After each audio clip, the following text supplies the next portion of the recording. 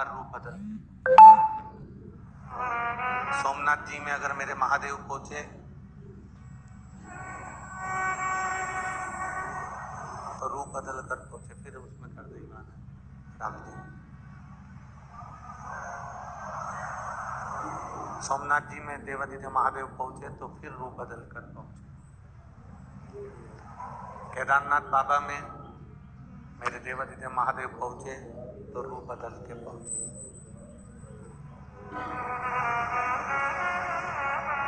जितने ज्योतिर्लिंग की कथा, जितने ज्योतिर्लिंग का दर्शन आपने किया है, उन ज्योतिर्लिंग में मेरे देवादिदेव महादेव, मेरे महाकाल बाबा, मेरे कैलाश अधिपति, मेरे शिव जितनी बार पहुंचे हैं, एक रूप बदल कर पहुंचे हैं।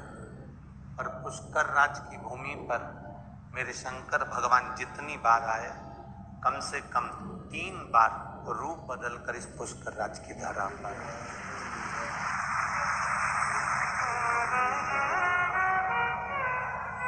इस पुष्कर राज की भूमि पर, इस पुष्कर राज की धरा पर मेरे देवादिदेव महादेव एक रूप में नहीं 3 रूप बदल कर,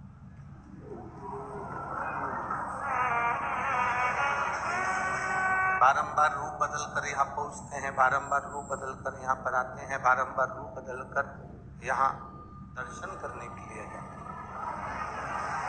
अब ये आपके स्मरण में हो कि ये भूमि कैसे साधारण हो सकती।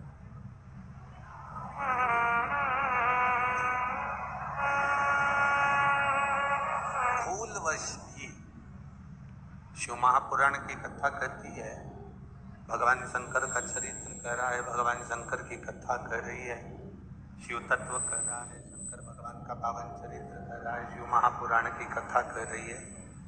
यदि भूलवश भी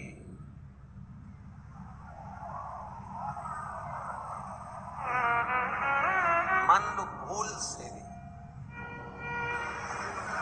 अगर कोई भगवान शिव की, ये नहीं कहेंगे कि ये पुष्कर राज ब्रह्मा जी की नगरी है, कि भगवान नारायण की नगरी है, कि देवादिदेव महादेव की नगरी है। आप तो इतना स्मरण रखें कि ये पुष्कर राज ब्रह्मा जी का भी है, विष्णु जी का भी है, और ये पुष्कर राज मेरे देवादिदेव महादेव का भी, मेरे शंकर भगवान का, मेरे गोवर्धन का, मेरे शिव जी का।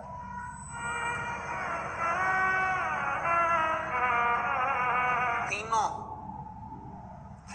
फिर वही लाइन आ गई, ब्रह्मा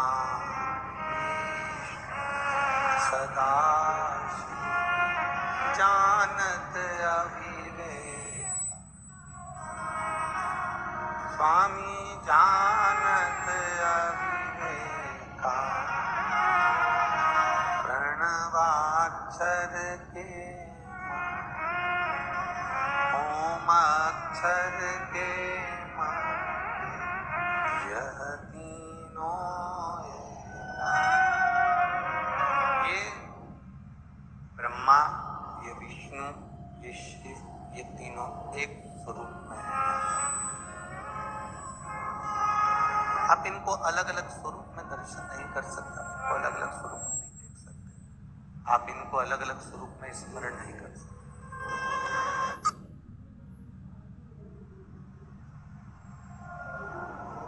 हाँ, अपने भीतर एक बात जरूर उतार के रखिए, किसी पवित्र नदी में, किसी पवित्र सरोवर में,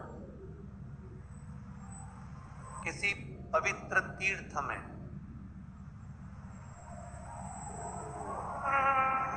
किसी पवित्र स्थान पर जब हम जाएं तो वहां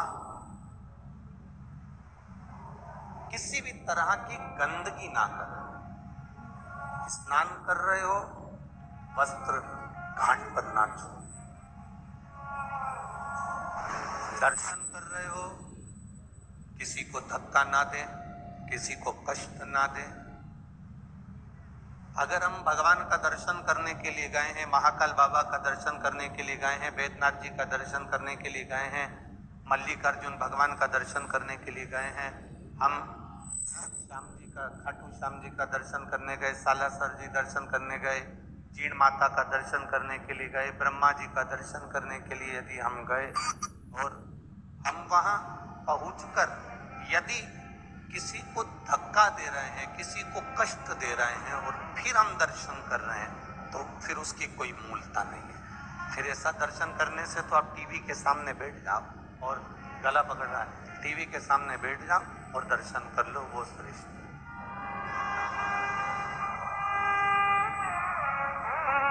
कष्ट देकर दर्शन मूल नहीं है। हम किसी तीर्थ में जा रहे हैं, कितना सुंदर कहा है, जरा ध्यान दीजिएगा। गंगा में, सरयू में, सरस्वती में, नर्मदा में, मंदाकिनी में, यमुना में, गोदावरी में, कृष्णा में, ताप्ती में, सरोवर में, कुंड में, बावड़ी में, जब हम किसी पवित्र नदी में, सरोवर में, कुंड में, कुएं में, बावड़ी में स्नान करने के लिए जाते हैं, उस समय पर तुम अकेले नहीं होते, तुम्हारे पूर्वज, तुम्हारे पितर तुम्हारे साथ उस कुंड के घाट पर विराजमान रहते हैं।